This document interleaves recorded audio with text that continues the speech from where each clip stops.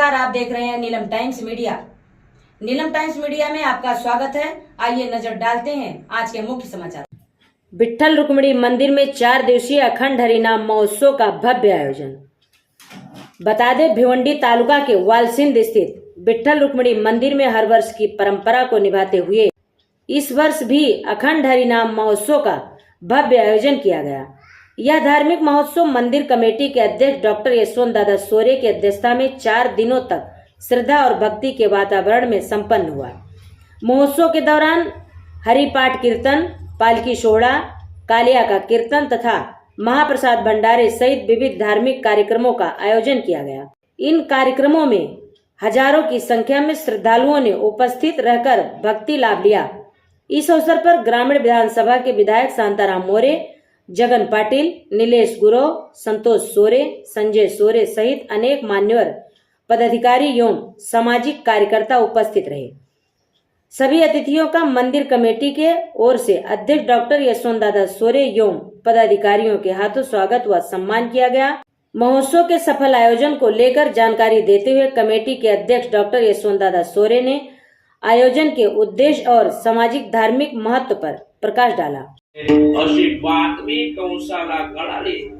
कंस मामा कापायला लागला।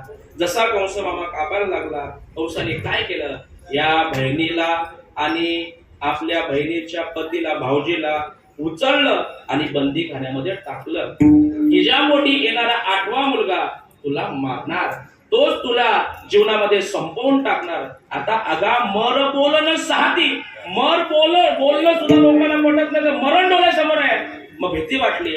कंस मामाने कारागृहामध्ये नजरणीवरती आणि सगळे सेवकांना उभं केलं की यांची जरा सुद्धा हालचाल, काय हालचाल आहे, कुठली हालचाल आहे, मला लगेच काय करा, तात्काळ समजवा, तात्काळ समजवा।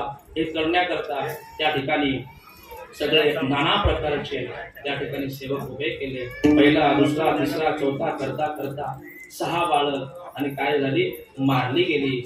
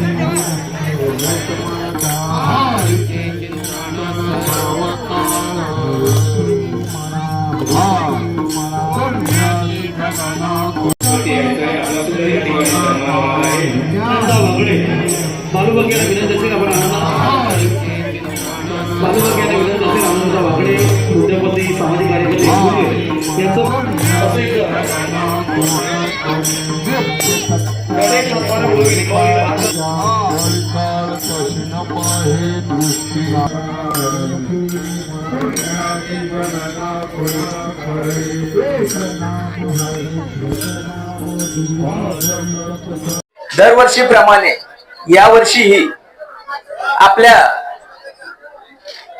अखंड हरिनाम महोत्सव वालशिंद याचं एक भव्य दिव्य दिमागदार पद्धतीने आयोजन सर्व ग्रामस्थ मंडळ वालशिंद यांच्यातर्फे करण्यात आले।